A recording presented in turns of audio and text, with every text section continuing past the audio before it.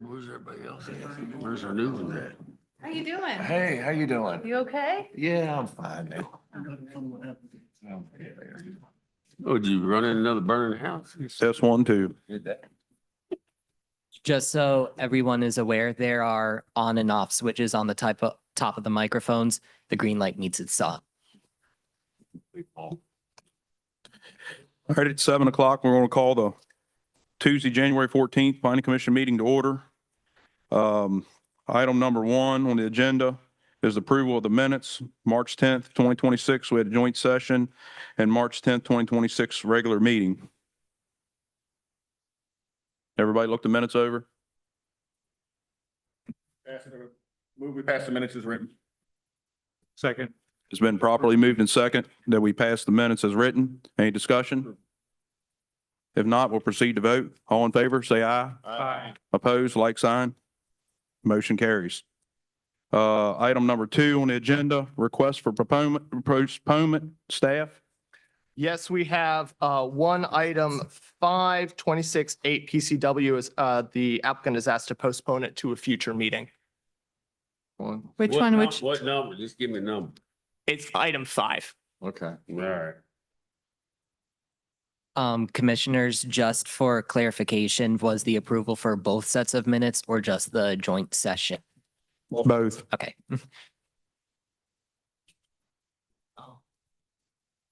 Do you want a motion on this? On the postponement? That's not necessary. Okay. Well, we're going to have to skip to number 13, reports from legal counsel. At this time, I move that we go into executive session. Second. Been properly moved and second. Any discussion? All in favor? Aye. Opposed? Motion carries. We are now in executive session. Get down. Commissioner, could I clarify that the reports from legal counsel issue is pertaining to the appellate case involving the Sidewinder matter, just for the record?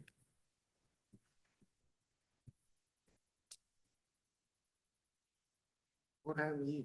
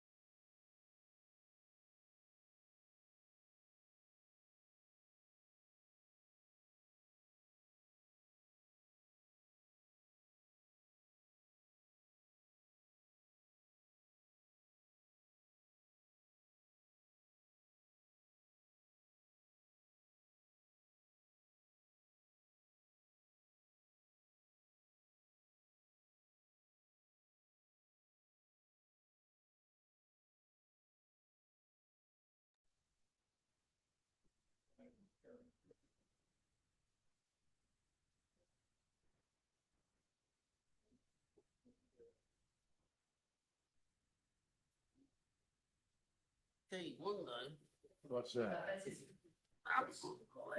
I didn't even know you had to go to the doctor and all that. I don't hear. I will be jam-packed till Saturday, to be I'm honest. in that county and I don't hear nothing. All right, move that we, I move that we come out of executive session. Second. Been properly moved in second. All in favor? Aye. Motion carries. We are now out of executive session. All right, so we're on number 3. These following items are open for public comment. Variance from section 8.2A 23 of the 1979 subdivision and ordinance to allow for a fence to be placed within a required vegetative buffer of Lot 8 in the South Mountain View Estates subdivision, property owner Lockley Trust, Joel, Shannon, Ryan, and Jacob. Property location 2138 Smith Road, Charlestown, West Virginia. There's partial ID, size 10 acres, zoning district rural. Staff? Thank you. So this is the first of 2 variances that the applicant is requesting tonight. As you mentioned, they are seeking to allow a permanent structure to be placed within the required vegetative buffer. Due to this processing under the 1979 subdivision ordinance, when doing a major subdivision, there were the options of doing a lot frontage of 500 feet or 30% along a state road, or having a 100-foot vegetative buffer along all the roads. The surveyor or engineer at the time did the vegetative buffer route, and then from there, the point of the vegetative buffer was to preserve the green space along the roads. The applicant is just requesting to be able to put a fence. They specified a type of fence, but I don't want to specify the type of fence should they decide to change it. I want to limit them to whatever they want to do. And they have also notified staff that there is drainage and stormwater management areas, as well as well and septics systems on the lots. They confirmed that the fencing would not be overlapping with those areas at all. So they are just seeking a variance to put the fence up. All right, is the applicant here? Please come forward and state your name and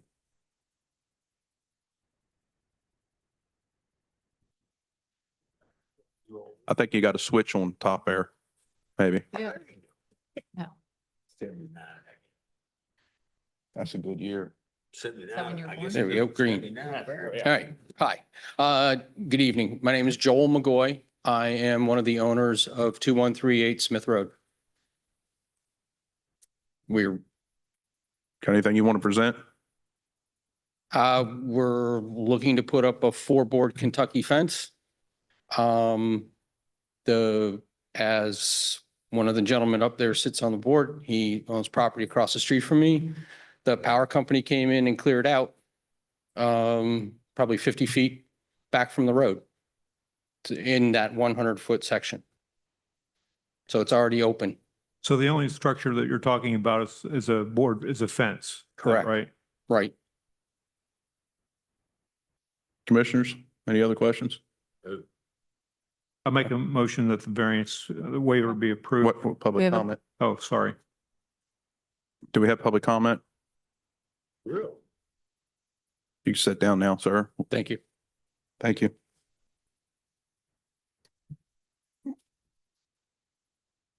All right, this time we're going to open up the public comment. When we state your name, please come up to the podium, make sure the mic's on. State your name and your address.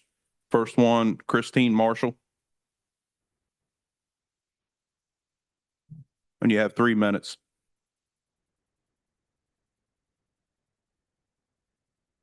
Is this still on? Yes. I just have some questions. I don't have opposition to a fence.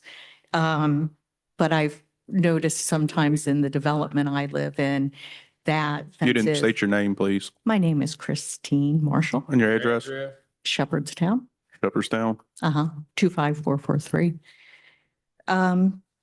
just to make sure that fence is not installed in a utility easement so that there's not electric there, would be my first question. The second question was, is that land his property or is that part of an HOA and community property? That would be the second thing I would consider. Like, is it restricted in the deed? And that's it. Thank you. Turn this off. Thank you. These other two names are crossed off. I'll take it they got on the wrong list. All right, now we're going to close the public comment. You want to respond to any of this? I mean, you don't have to, just if you want to. Okay, I'll make a motion that the waiver be approved as requested. Second. it's been properly moved and seconded to approve the waiver as requested. Any discussion? If not, we'll proceed to vote. All in favor, say aye. Aye. Opposed, like sign. Motion carries.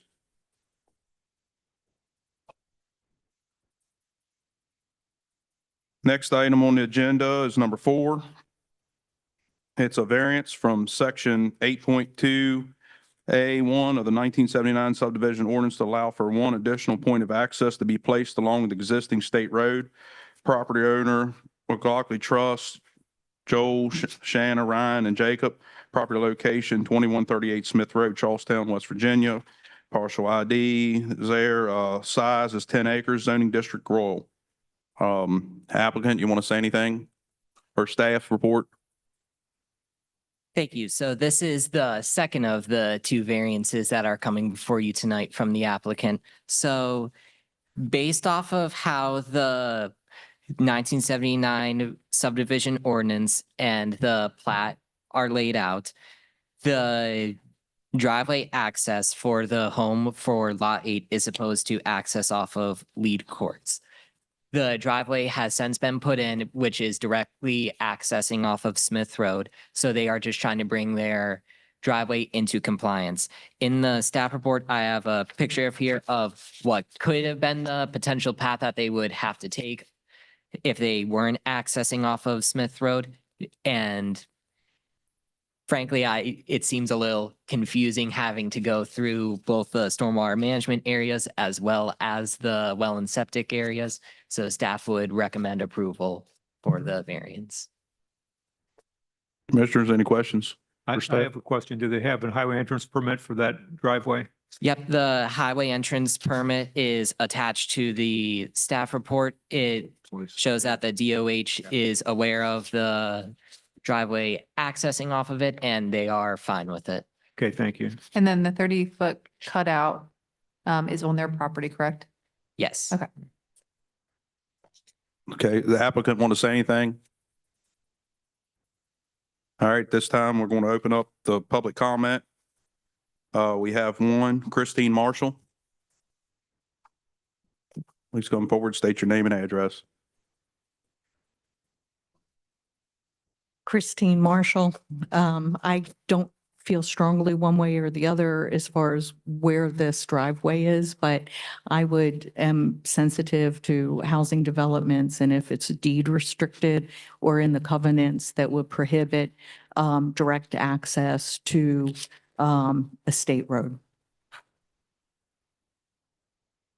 That's all we have signed up for public comment. Thank you.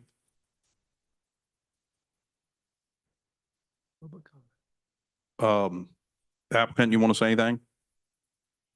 Close public comment. Public comments now closed. I'd like to make a motion that we approve the variance requested as presented. Second. Been properly moved to second that we, read that again. That we approve the variance as presented. Approve the variance as presented. All in favor, say aye. Aye. Opposed, like sign. Motion carries. Number 5 has been postponed. So we go to number 6. Public hearing, it's a waiver from section 2.5 of appendix B in the subdivision regulation to allow for lot 17 in the Burr Industrial Park to construct a public parking lot with gravel opposed to asphalt or concrete paved materials. Property owner, Main Drilling and Blasting, Inc. Attention, I probably butchered that name up. Anyway, huh? We all. You think we all would? Okay. I'm not going to butcher your name up, but it's there. Property locations of vacant lot on the corner of McGarry Boulevard and Steely Way, Carneysville, West Virginia. Partial ID is there. Lot size of 6.7 acres. Zoning district is industrial commercial. Staff? Thank you. So as you said, that this waiver is to allow the parking lot to be constructed with gravel as opposed to asphalt. The applicant has come to us stating that he is interested in opening a parking lot business for truck drivers just as a place to store it. So there will be members of the public coming in. The subdivision regulations currently require anywhere that the public is going to be constructed with asphalt. They are requesting with gravel. They have mentioned the fact that there is currently a site plan approved for this lot, but they will be building within the limits of construction that have already been approved by staff in the planning commission. Anything else I would have to turn over to Jonathan.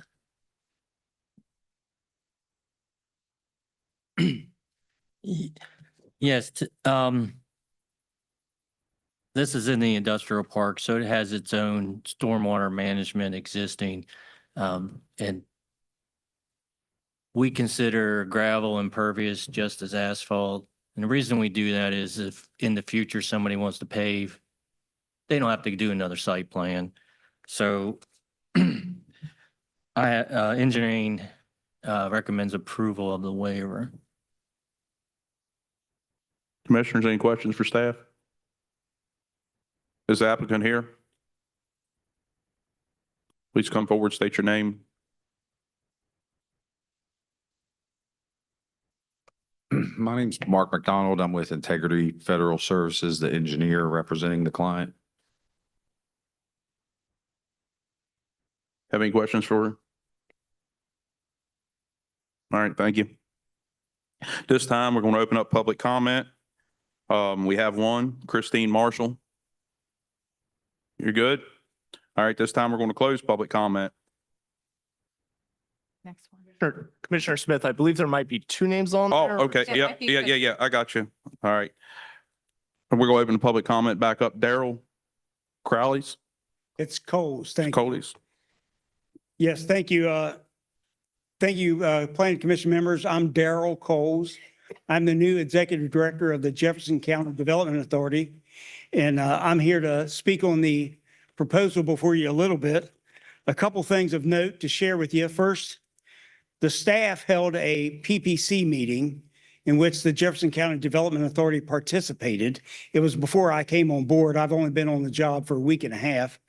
But JCDA participated in the PPC meeting. And so we're a little familiar with the project. It is significantly different from what was originally proposed and approved there. The JCDA would likely have serious concerns with the proposal. There's no commercial building proposed and no significant employment considered on the Burr Industrial Park lot. In fact, the proposal that's before you, it likely does not meet our business park requirements, our deeded covenants, our restrictions, and a simple gravel parking lot is not what was intended to be there. We've spent money to develop the business park, the sites, to extend water and sewer infrastructure, and we did those things to promote jobs, investment, and a tax base in Jefferson County for well-rounded economic development. As such, I'm here to share with you and ask you to reject the waiver request. A parking lot is not a good fit for the Burr Industrial Park, and a gravel parking lot is less of a fit. Thank you. All right, that's all we have signed up for public comment. We're going to close the public comment now. Commissioners, I'll make a motion to deny the waiver request. Second. it's been properly moved and second to deny the waiver request. Any discussion? Commissioners, I'm sorry to jump in while a motion is on the table. I believe in the past applicants have been given an opportunity to respond. Yeah, you want to respond?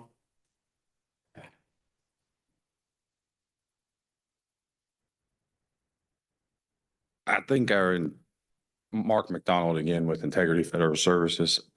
In our intent of this business, it complies with the comprehensive plan of Jefferson County. It was previously approved by Jefferson County with a gravel area back there. The previously approved site plan was going to be for that owner's equipment, but this is actually going to be offered to the public, but more of a person that owns their own semi that needs to park their trailer somewhere, or even their semi. Or another reason we're asking for gravel is he anticipates maybe some overflow of construction track type material, and that just tears up asphalt. So the covenants, did you look at the covenants for the Burr Industrial Park? Yes, my company's done about 80% of that development in there. So we're very familiar with the Burr Park and their covenants and restrictions, and we would engineer it to comply with that. Well, what they're saying is that the very use you're proposing doesn't comply with it. It's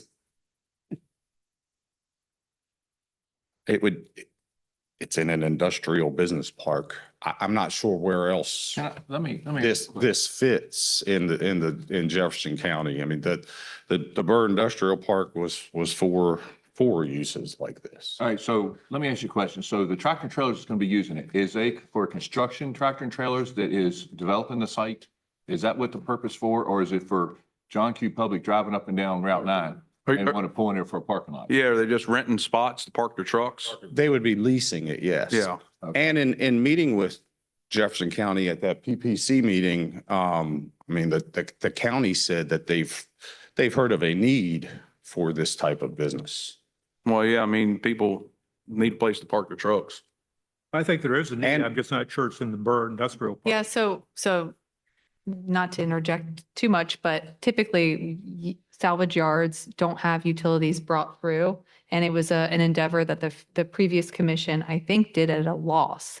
So we developed this, we, as in the previous commissions many years ago, developed this Burr Industrial Park for the sole purpose of growing a commercial economic base with water and sewer. And some of the feedback I'm hearing is that you're not going to have a building to even need to tap into water. So That's not, no, during that PPC meeting, the Development Authority let us know that we would need to build a building within a year.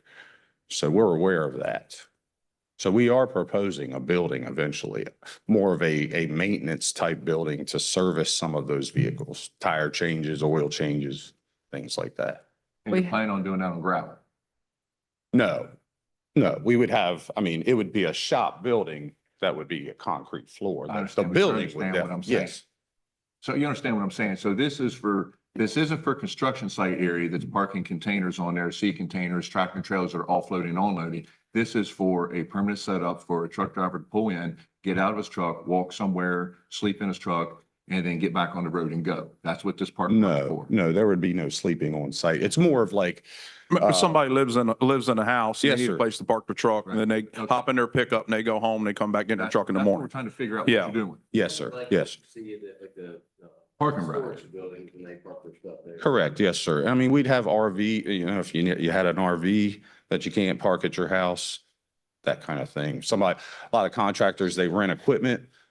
They don't want to give up that equipment that, and they might have a lapse in a job and need somewhere to store a piece of equipment or something like that. Is there anywhere in vision that they had for the industrial park that said, that just like, is that like a laid out vision, or is that like, now we have that vision? You'd have to ask them. But Right. I'm just asking if there's written down, you told me. No, sir. But they're just looking for best use. Yeah, but, and then you look at this, if you want to go out there on your farm and park a bunch of tractor trailers there for people, you wouldn't be allowed to do that. They tell you need to go in an industrial park. Right. That's my thoughts on it, but you got to follow what the covenants of the park is. I'm just asking, maybe have him back up when that's like. I'm waiting for Mr. Commissioner- Shep. He's had a lot of experience. Commissioner Ware, to that effect, the JCA is a part of staff, so we could absolutely ask Mr. Cowles to come back up and address that question. That's something I think I can speak to, so maybe best if he does come back up. Yeah, and to be fair, industrial commercial as a permitted principal use does allow contractor with no outdoor storage or contractor with outdoor storage. I mean, just that in itself could be permitted. It's just the covenant is the problem. What is the cut? Well, it's these like for the Jefferson County, our permitted use table under industrial commercial does allow for contractor with no outdoor storage and contractor with outdoor storage. However, in addition to that, they have the covenants of the Burr Industrial Park that they have to comply with. And there's several things in there. You have to build something within 1 year of approval. You have to have a building is what I'm being told. And your phase 1 does not include a building, correct? Not at this time, but I mean, when we do our site plan, we would definitely show that as a future building and design for that if there was any stormwater needs or anything like that. Well, I think what they're getting at is they're pretty much saying you need to do a building within a year. That's what we were told. And Yeah, but are you going to do it? And how large would this building be? Would it be like I 200 think it square was about feet? 3,000 square feet, I think, Okay. maybe even smaller. And we are very preliminary engineering.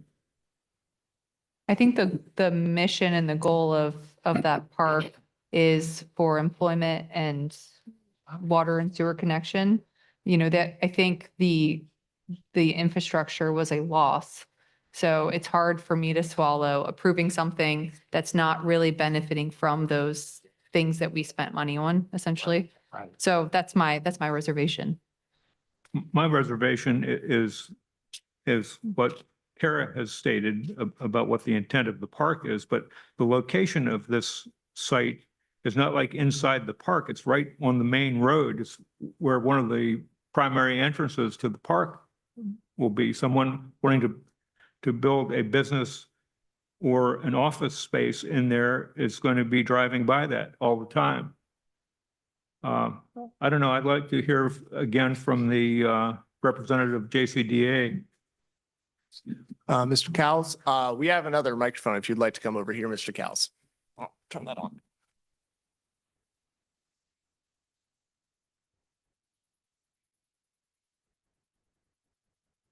Yes, sir, it's Coles. But yes, I think you generally have the concept right. The covenants and restrictions of the business park require a building to be built and require a building to be built in specific timeframes. This proposal before you is meant to be an empty parking lot for big trucks or big equipment. If there's some building that's meant to be on there, I'm not aware of it. I didn't participate myself in the PPC meeting, but I've seen the plat of the original proposed plan for that lot in the building in the business park. And I've seen the proposed use that they're considering today. They're significantly different. The building that was proposed to be there is no longer on the plans. It's almost entirely an empty parking lot. And what our position is at JCDA, or what we discussed, was that we don't think it complies with the covenants and restrictions in the intent and purpose of well-rounded economic development in the business park. And because of that, we would prefer that you not grant any waivers to the rules and regulations that you're to uphold. Another question, but it says parking lot or not? I mean, is this just an opinion of you guys that you don't want that kind of thing there? Actually laid out a clear vision that says it. That's what I'm asking. Well, these are deeded restrictions and covenants. I'm asking you what it says. Well, That's not the comprehensive plan now.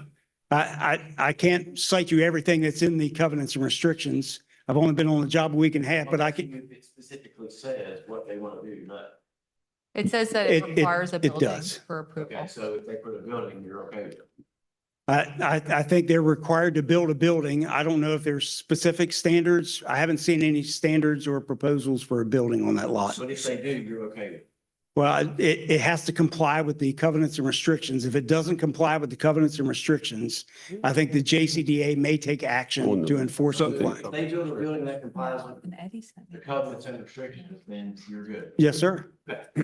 So if we denied the request and they said, okay, we're going to do it anyway, we're going to build the building and we're going to pay for the parking lot, then as far as JCDA is concerned, they're good to go.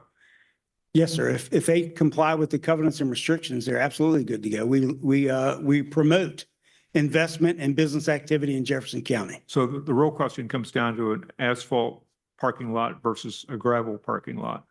For your consideration today, I believe that's true. For us, it's compliance with the covenants and restrictions or non-compliance with the covenants and restrictions. So let me ask you a question. So if he came back here or come to them and said, okay, I'm putting a building on it and I want to put a gravel parking lot, then he'd be good, right? No, you still have to ask for a waiver. That's what I'm from a saying. gravel parking lot. But he'd be good then. That's what I'm We've- asking. What does our body have to do with the covenants and restrictions? Right. That's Nothing. Nothing. Okay. Yeah. It's kind of like the HOA problem we had like last meeting. Yeah, And it was, We don't get involved in that. we would well, we also, did. Yeah, yeah. but it says in our stuff that they have to put a building within a year. Mhm. So you understand you'll have to build a building within a year. yes, sir, my client was aware and has agreed to that. Um, And we're going to submit a full site plan to Jefferson County, and that site plan would also go to the Development Authority for their review. Let them come back. I'm waiting for Mike. All right, well, we have a motion on the, we have a motion to deny and a second. Any discussion on that? I mean, I'll entertain if somebody wants to withdraw, or we're going to go ahead and vote. So we're voting on let them do gravel or We're voting to deny. To deny. The motion is to deny, and we have a second. So yay means you're okay with denying and nay means you don't want to deny. Correct. Yes. Any discussion? I guess if they can revise, whatever today comes down to, just revise with the building and submit that with both, not a phase 1, phase 2 scenario. I mean, I am showing a building on our concept plan. It is. There's a building there. But that was what was submitted to Jefferson County staff. I'd like to clarify that this is not a concept plan. It's just the sketch that was provided as part of the waiver. Yeah. What are in Burr, in the industrial park, what are their next steps? They don't have to bring the concept plan to us, do they? So development within the Burr Bardane Industrial Park does not require a concept plan unless there's one very specific circumstance. So it's not going to come before you. That's actually one of the advantages of the industrial park. One of several is because it doesn't require a concept plan. It's all handled administratively. And if it wasn't for this waiver in theory and they just done, say, the full site plan as they'll eventually get to, it would not have come before the planning commission. Does that answer your question? No, you did not. My question is then their next step is to go administratively to get a site plan approved. That is correct. And what's There are several the, permits I would add to that list, but yes. so the applicant is also saying they have a building. They're going to submit their site plan with a building. Correct? But we don't have we don't have, that's going completely through JCDA, not through us. And it's going to be, we only look at the waivers from Burr Industrial Park, correct? That'd be the only function of the planning commission is look at any waivers proposed for the developments. And most standard developments don't need to come before the planning commission. That regarding what needs to go before the JCDA, they don't have a regulatory approval if they're meeting the subdivision and the zoning ordinances. If, that addresses that aspect of it. And But, they generally are in close contact with the JCDA to make sure they're in compliance and also because that's a good information for them to have in general. And it could be a miscommunication here. So maybe it looks like there is a building, but maybe a version was submitted to JCDA in the PPC meeting where there was not a building. Is that what staff could confirm? No, we've always showed a building. She just brought it to our attention. We had initially said that we weren't going to build it immediately But she just let us know that we would have to build it within 1 year is what I'm assuming their rule is, which my client has agreed to. read that. All right, well, we have a motion to deny and we have a I would second. like to withdraw my motion if the person who seconded my motion. Man, I agree to withdraw. the second. Okay, All right, so the motion's withdrawn. Well, let me ask you a question. What if we approve it tonight and they don't build a building? What happens? Well, then they get, that's. No. And then the JCA, do they have teeth to deny something if it doesn't comply with the covenants? I don't want to overstate my knowledge about how a different organization enforces their covenants and restrictions. We do not enforce any covenants and restrictions. It's outside of our purview. That would be up to the JCDA on how enforcement would progress. so the same thing would be true if we denied the waiver and they said, okay, we're going to build the parking lot anyway with asphalt and still didn't build the building, they would be in the same position. The JCDA would have to take legal action against them, but that doesn't have anything to do with us. No. And quite frankly, I'm not super opposed to gravel. I think it's in the Burr Industrial Park. We do grant that all the time. I Right. think it's a great idea for like heavy equipment stuff. And typically, I mean, I need for that. appraise storage yards and salvage yards. It's typically gravel. Well, look at storage facilities. Storage facilities have gravel areas that are for parking areas. Okay, I'll make a motion to approve the waiver request as submitted. Here a second. Second. Then properly moved and second to approve the waiver as submitted. Any discussion? If not, proceed to vote. All in favor, say aye. Aye. Opposed, like sign. Motion carries. Thank you. Thank you. Thank you. But please reach out to JCA and clear this up. Okay. Should have been pretty simple. All right, next on the agenda is number 7. There's no public comment for the following items. Discussion and action on the Shepherdstown Profit Center Office Commercial Mixed Use Zoning Map Amendment Request. Planning Commission reviewed and recommended that the County Commission regarding whether the petition for the zoning map amendment to rezone the 2-acre Shepherdstown Profit Center LLC from residential growth to office commercial mixed use is consistent with the 2045 comprehensive plan. Property owner Shepherdstown Profit LLC, Tom Maiden, property location 7866 Martinsburg Pike, Shepherdstown, West Virginia. You got your parcel ID, size 2 acres, current zoning district, rural growth. Staff. Thank you. So the property in question here is along Martinsburg Pike. It's to the west of Shepherdstown. If you guys look on the first page of your report, you'll see there is a sheets adjacent to it, and Martinsburg Pike is on the north side of the property. There is an existing structure that has been there since 1986. It has worked either as a bank or an insurance office, is my understanding. It's been in continuous operation on one function or the other.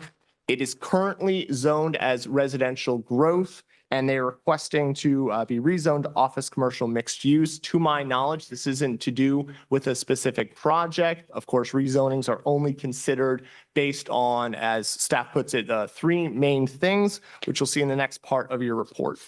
So essentially, the first one is to look at the text of the comprehensive plan itself.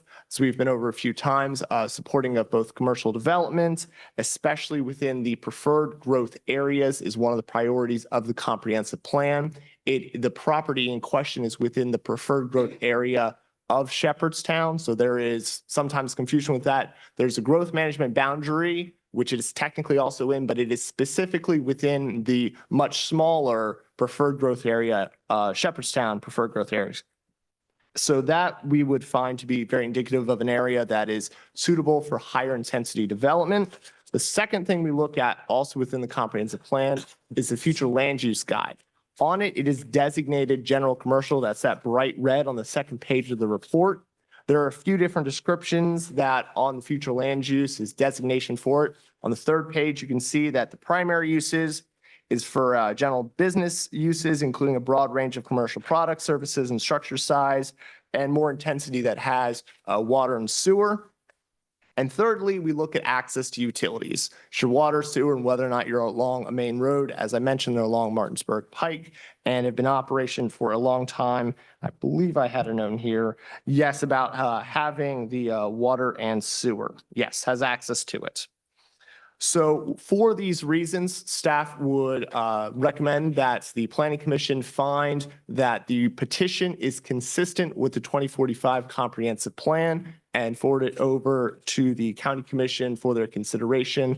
Their public hearing is in 2 days on the 16th. That's an evening meeting.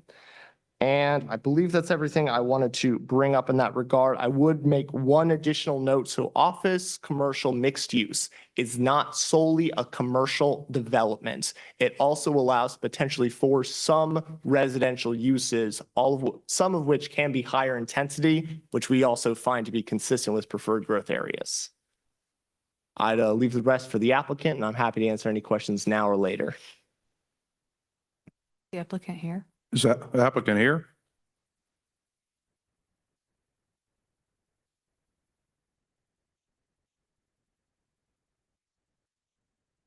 Thomas Maiden, Shepherdstown, West Virginia, 25414. Anything you want to add? Yeah.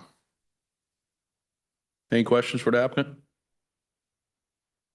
I'm very familiar with the site. I drive past it probably at least once a day, maybe twice a day. It is almost directly across the street from Maddox Shopping Center, just down the street a little bit. It's near, there are banks near there. There's a sheet store near there. There's another major convenience store near there. I think it is completely consistent with the comprehensive plan. So I'll make a motion that we find that it's consistent with the comprehensive plan. Second. Been properly moved and seconded that it conforms with the comprehensive plan. Any discussion? I completely agree. I think, inappropriate to be RG currently, just with where it is and the proximity of the public utilities, the frontage, it should be a more commercialized parcel. Any more discussion? Not, we'll proceed to vote. All in favor, say aye. Aye. Opposed, like sign. Motion carries. Item number 8, discussion and possible action. Staff update regarding a proposed text amendment to revise language on solar energy facilities in the zoning and land development ordinance, section 2.2, section 4.13, and section 8.20, and add specific requirements for solar energy facilities to the subdivision and land development regulations. So, Staff. Before we get started, so 8, 9, and 10 all are draft amendments to our zoning regulations and some text amendments coming in. Or I'm sorry, 8 and 9 and 10. I'm sorry, 8 and 9. And I think these we should table. I don't think we're in a rush. We have 2 planning commissioners who have not been appointed yet or sworn in by our clerk. I'd like to wait until they're on. Some of them have very great value and industry experience, and I think they would lend a helpful hand. And I'd rather not kick it back as a county commissioner for their expertise later and save us time. So I'd like to make a motion, we table items 8 and 9. We have a motion to table. Do we hear a second?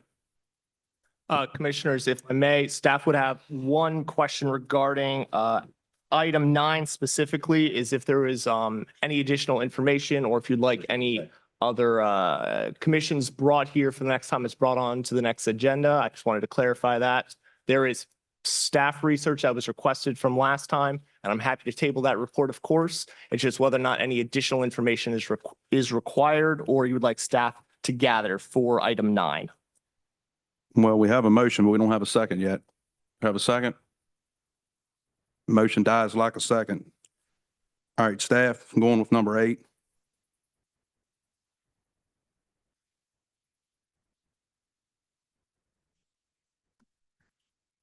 Sure. So commissioners, we have recently, we've been working steadily on the solar tax amendment for the last several months at this time. However, after working and speaking additionally with Will Smith, our land development ordinance inspector, and I messed one of those up, they have done some additional research on glare specifically from the solar panels in question. And while we're making good headway with that, we ran into some questions on the best way to incorporate them And we believe some of the enforcement provisions aren't where staff wants it to be in rendering a quality product.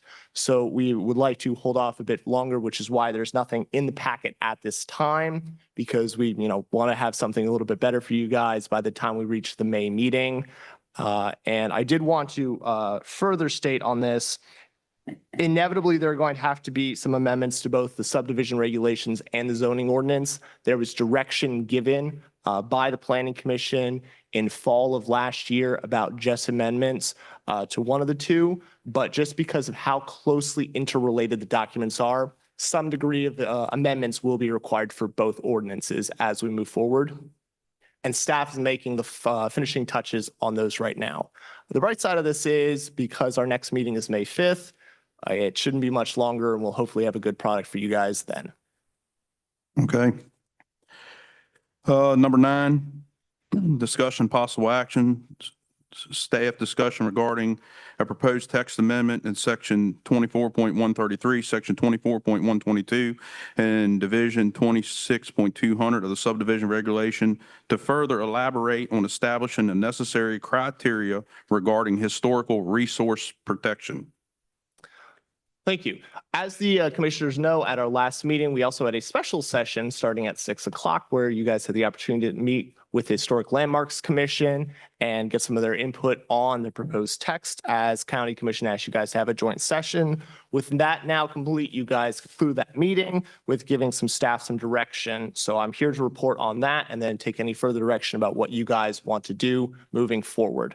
The two things requested of staff were to do a price analysis of how much an archaeological study can be performed. And unfortunately, I do not have any information on that at this time. This is a staff bandwidth issue. We just have not been able to do full research as much as we would like to. And while I have every intention of doing that research as soon as possible, due to some staffing change, as well as the projects we're pursuing, we were unable to complete it by this meeting. On the second front, you also requested staff to do an analysis of our neighboring counties plus Morgan County. And technically, Project Virginia isn't exactly a neighbor, but they're basically a neighbor. Staff has done that analysis, and I'm happy to go through that at this time. As I find my sheet, yes.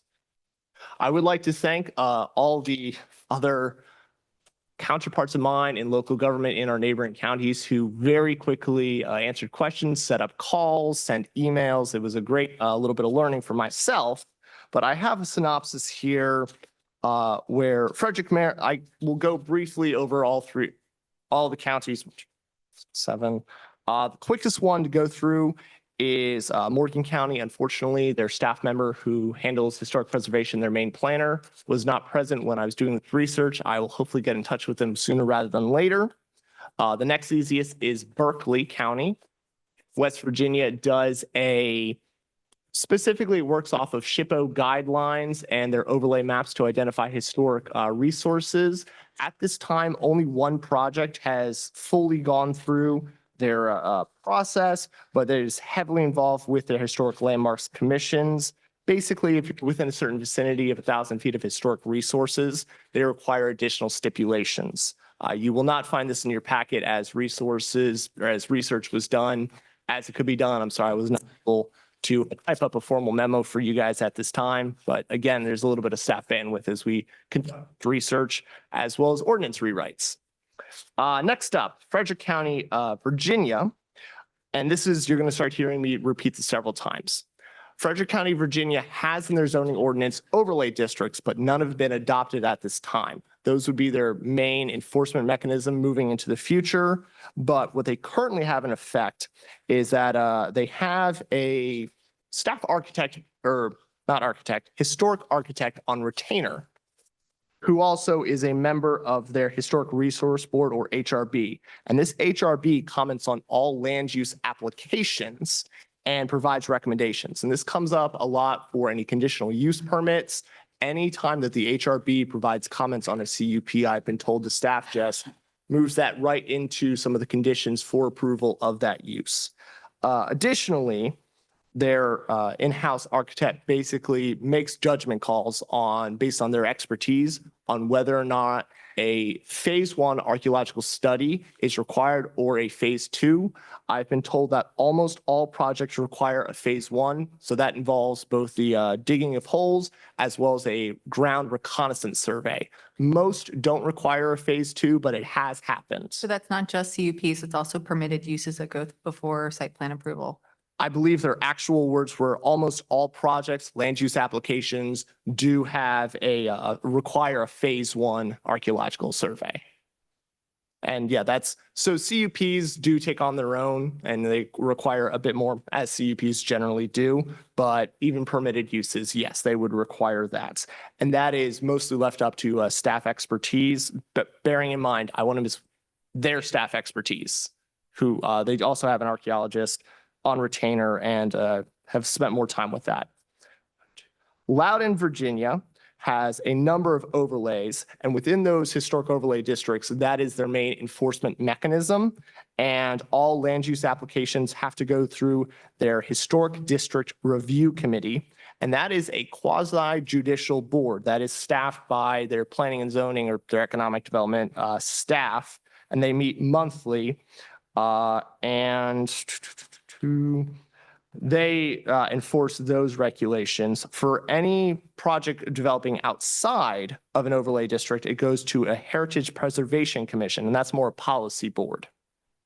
Applications are actually mostly on a staff level if they're outside of an overlay district, administratively approved, but they have an archaeologist on staff that can require testing. And to that, a phase 1 archaeological study is required on almost all properties.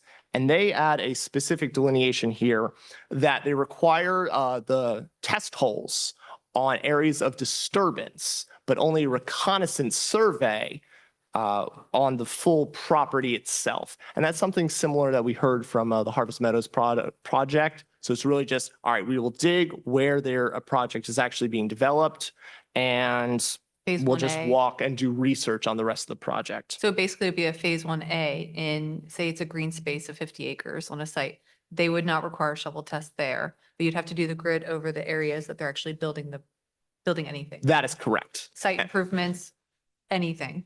That is correct. Okay. And I refer to these studies because the state historical preservation offices, these are generally all the same principles, or as my understanding is they are the same because they were all created in different states by the same federal act.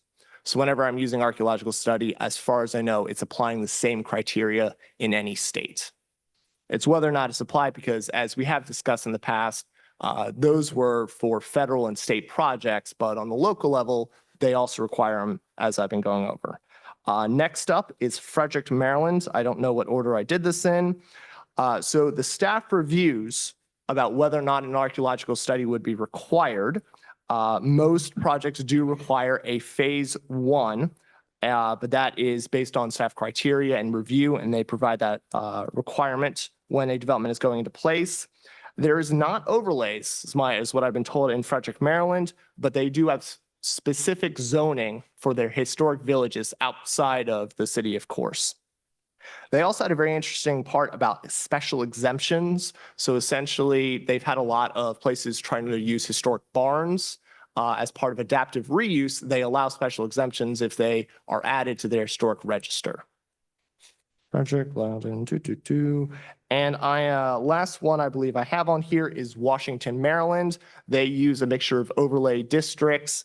And I don't believe I got specific text about their requirements for archaeological studies, but they do have various, especially mostly because of Antietam, they use a series of overlay districts to enforce their historic resource protection.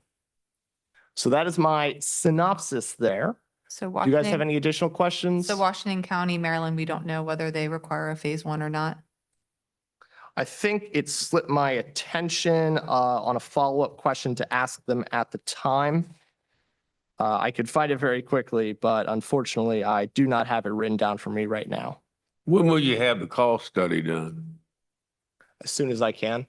I'm sorry, I don't have an exact time on that. It's just as we've been doing these various things, also as we've been asked to take on additional responsibilities from some commission staff. It just wasn't feasible to finish on time, especially Well, as we have other projects I'm going on. more curious than anything. Yeah, I think it would be an important thing to have. I mean, the costs for a developer are something that we would want to understand before we make a decision. The other thing too is we have to couple that with whether we want to do a overly only on the disturbed areas or everything. So it looks like some county municipalities or counties require only areas of disturbance that overlay grid, and then some require everything. So determining what the cost for a shovel test would be a really important process, because if you're only, say, 20% of your area of disturbance, that would save the developer a lot of money, and it's a fair thing to proffer in this ordinance. So I think the cost is very important. And we can talk about this all the way back and forth, but we discussed this at the last meeting. And if I find a bullet, I don't have to tell anybody about it. If I find a belt buckle, I don't have to tell anybody about it. There's no point in it. If you're requiring a developer, why would we require a farmer? What? So you're gonna tell me I gotta get a permit and do a shovel test every time I drop a chisel plow and go across 100 acres? It's not for minor, it's not for minor, correct? That is correct. So Our it wouldn't text require is that for a farm. specifically would be just to require it for major site plans, which we see very few of, and then our major subdivisions. So That's if not you what I wanted- was- That's not what I was getting at. What I'm getting at is I want to dig up 100 acres and put corn on it. I know we're talking apples to oranges here, but I see no reason in this because we work up our ground every day and we get things and they get thrown in a fence row or they give to him because I went out there and looked at it. The question I have is with this, we discussed this at this table, is what is the purpose of this? Anything that they find, they don't have to release anyway. So Commissioner Chrisman, I can't speak to some of the underlying questions about what was done with the anything that's found, but I would note one of the people I spoke with did indicate that the point of the test holes is to go below what you typically would be plowing under. So the test holes got minimum distance following how much has been disturbed from tilling. Now, of course, that doesn't get at to what happens to artifacts, but that is the. Well, there's a intent difference in behind it. distant and plowing. Right. They're not digging 16-inch holes like you was subsoiling a piece of ground. And the purpose of it is, so they go out there and they find a love letter from Martha Washington, George Washington. It belongs to that developer. They can give it to them. They can keep it to them. It's not going to stop the development. All this is going to do is incur more costs on the developer that's going to get passed on to the end user. You know, I'm all about the historical stuff. I mean, I've got farms. I got 300 acres in the county.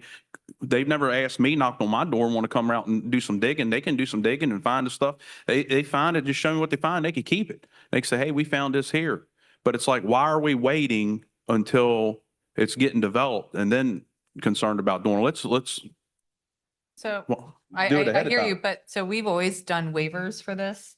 Oh, I And- know. And so we can weigh everything as it comes. So what if something comes and it's not a particularly historic area that you would see? It's not near a battleground. It's not near an area that we have any inclination of thinking there's historic significance. So we can grant a waiver if a developer comes for a phase one, if we require that in a grid pattern fully or just in areas of disturbance. But if we say, oh, you don't have to do anything, then they could potentially dig up a battlefield parcel, not be required to, and I know there's no requirement of the landowner, but I think from a historical perspective, I think usually developers like to work with the museums and like to be good neighbors. And it's a thing that can be, you know, if They it. do that on their own if they like to. Right, but they don't. They want to wait and do it now. They want to wait until the developer's footing the bill.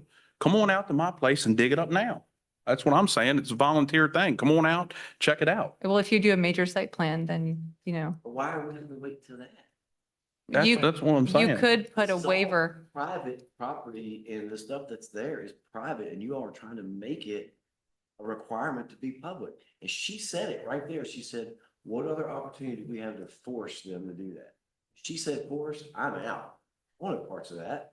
You're forcing somebody that owns something to do something. Listen, it's great to find it. It's cool. It's neat. I think we need to know what's there. You can't force somebody, man. It's private property. And the thing is one of the requirements from the county commission that was sent down to us is get rid of some of these waivers to move things along that is. To more streamline it. Streamline. And that's what it was. It all fell part of that whole thing. And like I said, if you come out there and okay, well, you got to dig down however many inches and however many this. I mean, even the people there couldn't tell us what the cost was. Have we ever not, have we ever not granted the waiver? I don't remember Mag- not.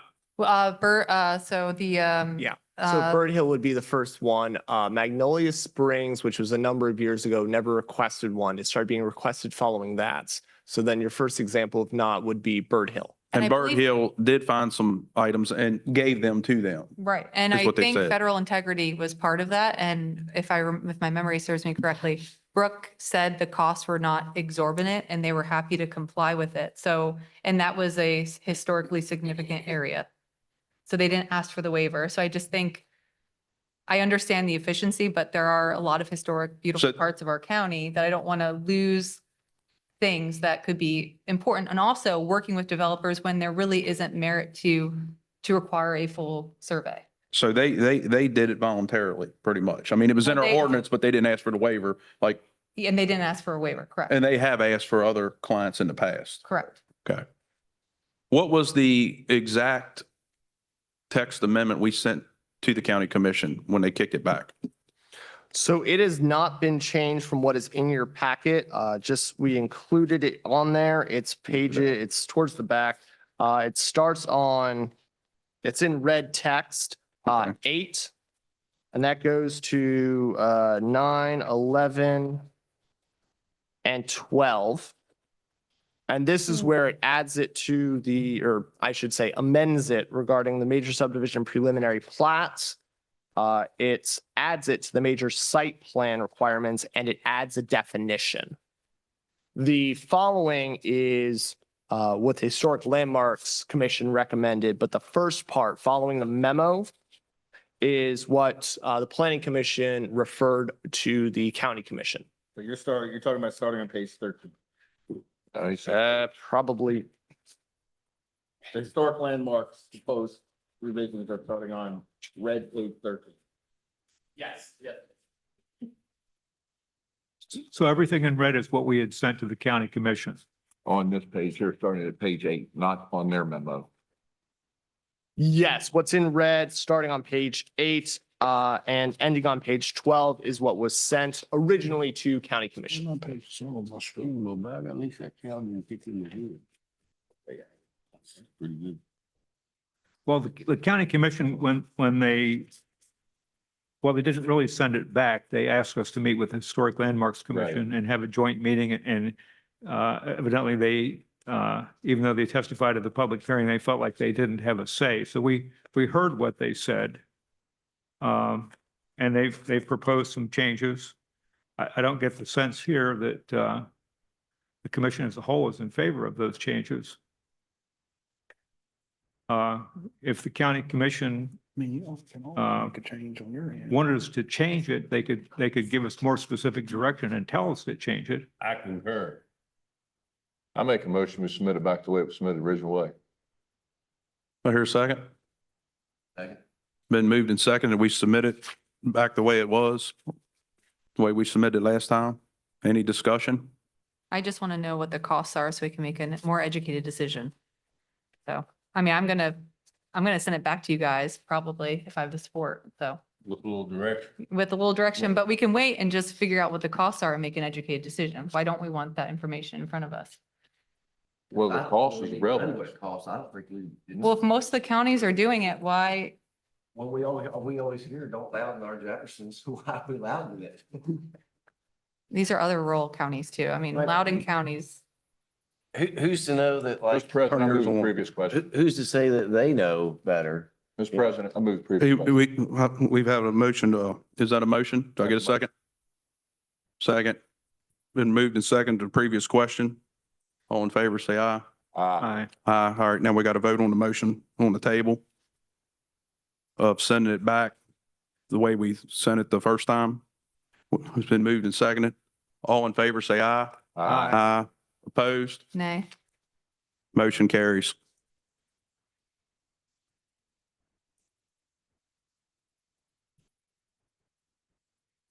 Moving on, agenda item number 10, discussion of possible action draft amendment to the zoning and land development ordinance regarding the creation of land use designation for athletic field complex and sportsplex.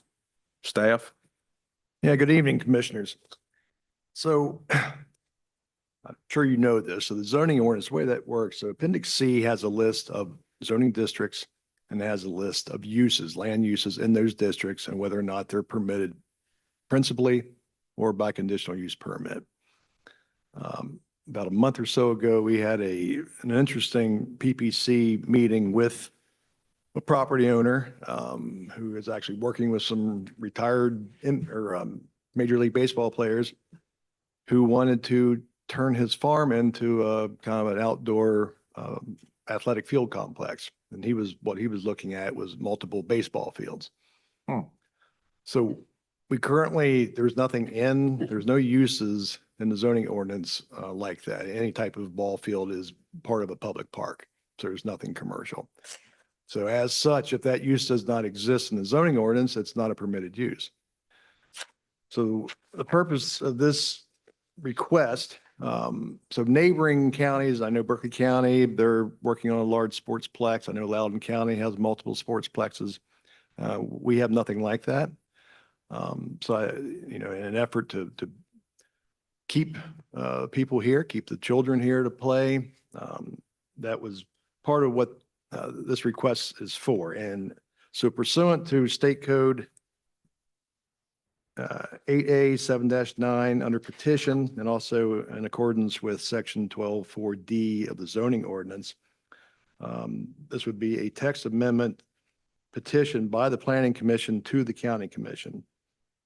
And the purpose of me being here is to ask a direction from the Planning Commission to give staff the go-ahead and pursue a text amendment and create these land uses.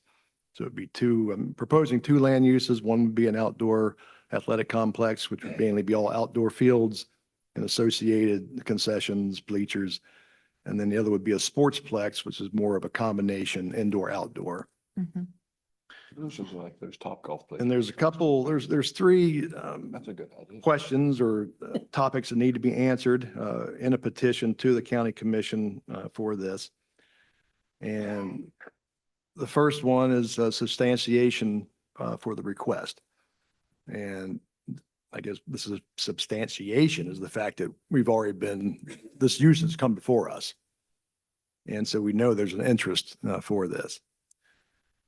The notation that said text amendment applies countywide, it would apply countywide depending on zoning. Now, obviously, if we go down this route, we'll have to develop, development standards, subregs, buffer requirements. And so for all the Appendix C, we would basically go down the line as part of our text amendment for all of our zoning designations and decide whether it's permitted, not permitted, CUP.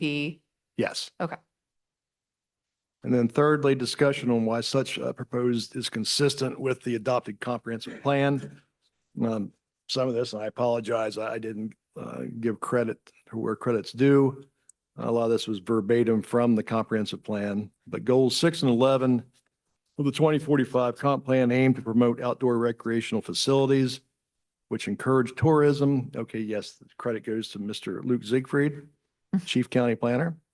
Having facilities and programs for teens and young adults fosters community involvement and is of particular interest to county residents. When safe places to meet, play, and exercise are provided, children, teens, and young adults can have recreation facilities and activities close to their homes. These recreational facilities can also be used to encourage public wellness programs for residents of all ages, improving physical and mental well-being in the county. So again, this is a request for a directive from this body to pursue these text amendments to add these land uses. So this would also, we'd have to change our comprehensive plan, like be updated too. No, this is in line with the comprehensive plan, but what we would have to do is present this to the county commission. Right. And we would start the process of a text amendment with all of our zoning designations. Right. So our land use table, we would basically decide where we would permit it in what zoning designation, what we would not permit it, and what would be a CUP that would allow the BZA to essentially make it a permitted use. Gotcha. And I think this does comply with our comprehensive plan, I think the commission would be very supportive of adding this in. This is an effort by President Pasha Majdi to have more agritourism and tourism and sports complex and more things for our kids to do in the county. So I absolutely agree that this is a good idea. So what action do you need from us tonight? No, I'm sorry. What do you need for us to do tonight? To motion to give staff the directive to pursue a text amendment to add these two land uses. I'll so move. Second. It's been properly moved in second for zoning to draft the amendment. Would it come, oh, sorry. I guess, yeah. Question? Yes. So we give you a directive to move forward. Do you then go to the county commission and ask for a directive, or do you prepare a draft amendment at that time? It's my understanding we would go ahead and prepare a draft amendment Back to planning commission or to county commission?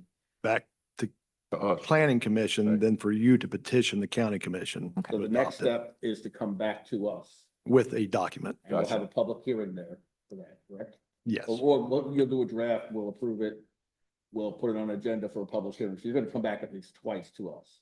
Yes, and this isn't going to be anything. that's We're gonna just motioning for him to You're just giving me draft us an yeah. amendment and bring it We're back giving to us direct. for just, yeah. I'm just checking process. Yeah, I was asking.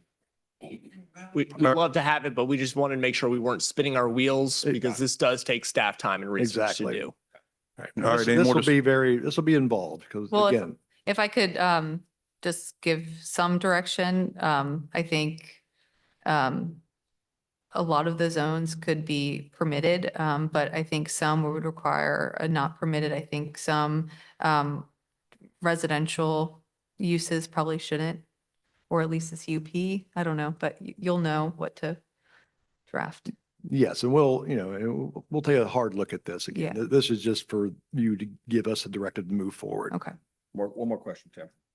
So do you anticipate any changes to the subdivision ordinance Yes. based off of this? Yeah, there'll have to be subdivision regs that, regulate obviously the use and how it proceeds.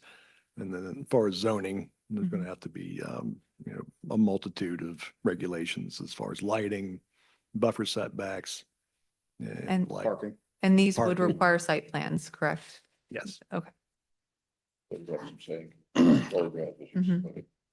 All right, it's been properly moved in second. Any more discussion? If not, we'll proceed to vote. All in favor, say aye. Aye. Opposed, like sign. Motion carries. Next, we have agenda item number 11, discussion possible action regarding zoning determination notice. Staff, Nathan? Mr. President, the Planning Commission tasked us with coming up with maybe a better way to provide notice of zoning determinations, especially on larger projects that would increase transparency to the public. So with that in mind, I have spoken to our zoning administrator, to Luke and Colin about these issues. On a couple of occasions, we have discussed the primary or the major issues in which zoning determinations become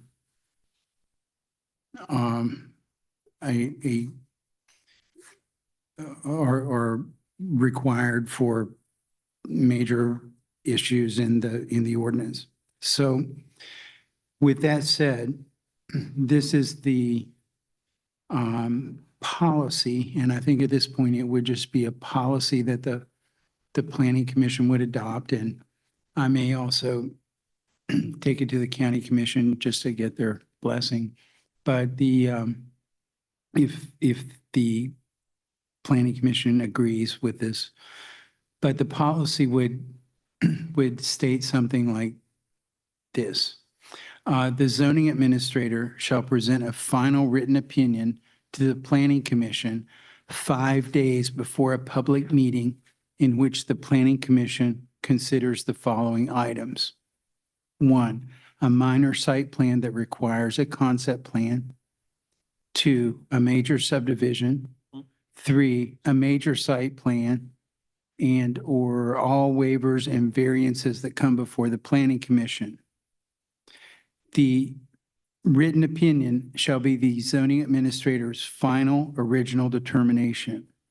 The zoning administrator shall post the opinion on the county commission's website at least 5 days before the planning commission's public meeting. And then pursuant to state law, an appeal from a determination of the zoning administrator must be filed within 30 days of the zoning administrator's written opinion. I would note a couple of issues. We would have to work out exactly where the zoning administrator's opinion would be posted. This says on the county commission's website. We would have to, right now, the county commission's website is being revised and looked at being revised. So that's a process. For the immediate future, there may have to be some adjustment to exactly where it would be posted, but somewhere that the public, members of the public could find it. And then because the zoning administrator is required to make certain zoning determinations, that would give, I think, notice to the public. And then the planning commission, of course, would have that available to them when they're looking at various of these 4 major issues. I would suggest, you know how we have a tab that says concept plans on our website? I would recommend a similar format for zoning administrator decisions or determinations, similar to how we post concept plans so that the public can see them and it can be timestamped as well. But then it would also be added to the agenda packet for that subsequent planning commission meeting. Would that be amendable? Yeah, well, those would be technical issues that are not really my decision, but I'm certain that something could be arranged to be able to post it. We would just have to discuss that with, I guess, the technical folks and find where would be the most appropriate place to post it. That certainly, is a suggestion that we would certainly ask them to look at and see if that's technically possible for them and for the zoning administrator. I would note that the website is rather clunky. As someone who used it a fair bit, especially for the comprehensive plan, and Colin has been using it for all the packets. At a bare minimum, it will be posted along with the agenda packets, just so it is accessible and paired up with the relevant meetings. But we will endeavor to get it on that separate tab where special projects, concept plans, ordinances are. But I don't want to make any promises if I can't deliver them. Yeah, I mean, the other option too would be under the concept plans, you could have a link attached to that concept plan with the determination prior, as long as it's prior to the meeting, like a tab that they could click on that would bring up the document. That'd be. So as part of the concept plan, I believe that is something we can do. That's an extra upload, of course, but because this goes far beyond just concept plans, it also touches waivers and variances. I think we are endeavoring to find something a little bit more holistic, just because it's a bunch of different projects, not ones that exclusively have concept plans. I like what you've done in our packet here. Yeah, I agree. He's done this for every single item on the agenda tonight, and it's a separate document. It says zoning administrator determination, and it tells what he's finding, and it's dated today. So if someone objected to what his opinion is, they would have 30 days from today to appeal it.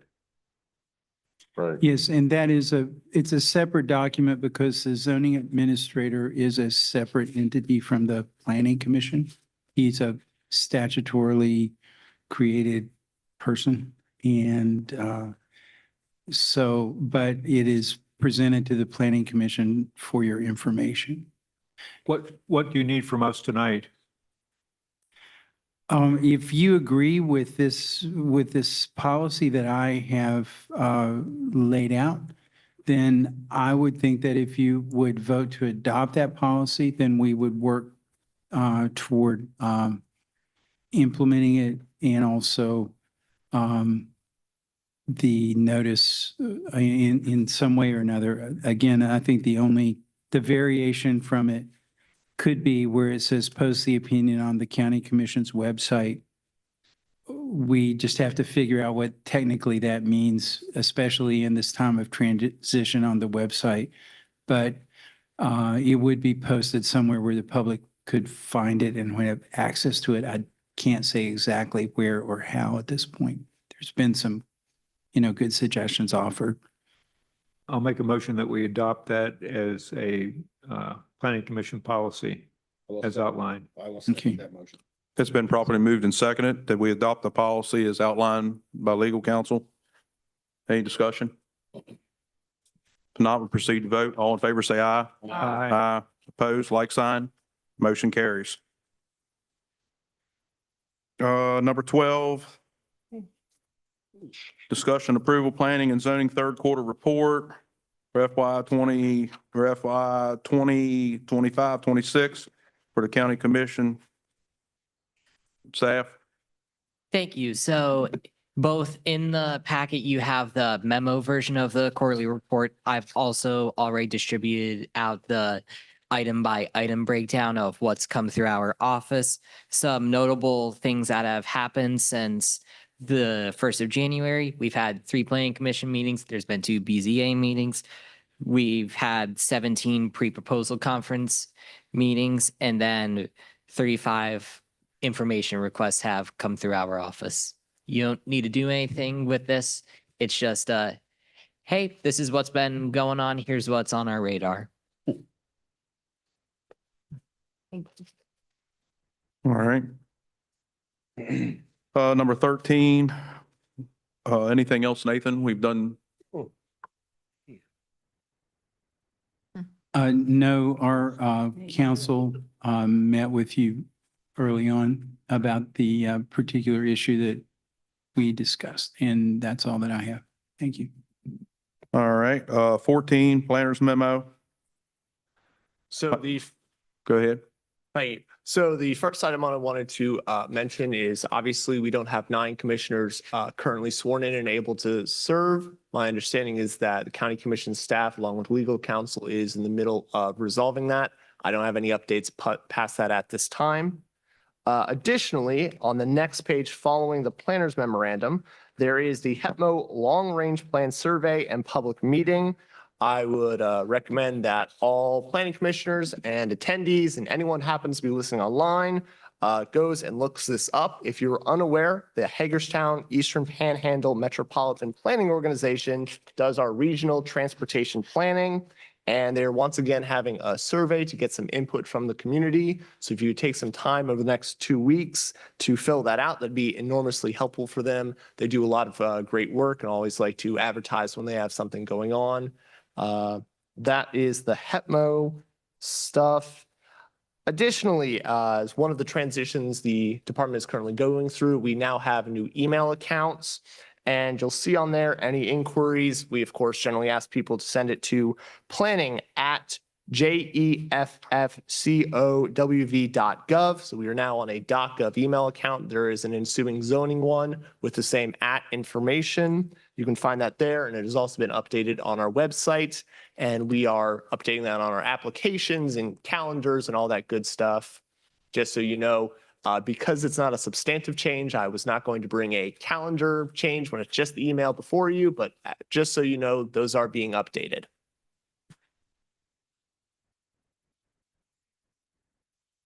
So regarding staffing changes, I gave my notice. My last day will be on May 1st. So there's still a couple more weeks while I'll still be here. And the office is currently hiring for the planning clerk position. The job listing expired on March 5th. And the planning and digitization intern positions, both expired on March 18th. And now obviously you're gonna have to be hiring for a new county planner. And then Which is in process. Yeah. Denied. And then the next planning commission meeting, just as a reminder, is March with 5th. something. It was bumped up a week earlier this year to accommodate voting. You mean So- May 5th? You said March 5th. May. It may, yeah. Legally binding. Yeah, May 5th, first Tuesday of the month. Well, we will miss you, Colin, and thank you for your service. Sorry to lose you. Yeah, thank you. Did a really good job. Thank you. 15, President's Report. I have none. 16, actionable correspondence. Is there any? Do not have any correspondence. All right, 17, non-actionable correspondence. Same No. comment. No correspondence. All right, I'll entertain a motion to adjourn. So moved. Second. Been properly moving second. We adjourn. All in favor? Aye. Opposed, like sign. Meeting's adjourned.